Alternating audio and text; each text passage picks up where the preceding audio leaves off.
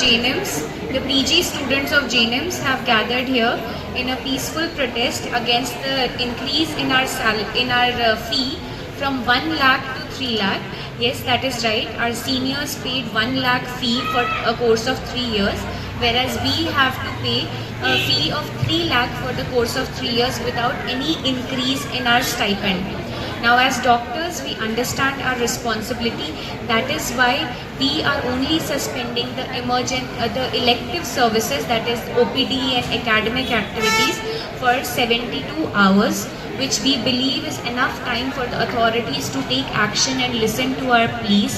However, if after 72 hours no action will be taken, we will be forced to go for an indefinite strike, suspending the emergency services as well. I hope that everyone understands what situation we are in. We tried to go through a legal and proper channel. We have been trying for the past 2 years, but our demands were unheard. Hence, we are going for this peaceful protest, and I hope it reaches the required authorities and they will do the needful, and I hope we have support of the public. Thank you so much.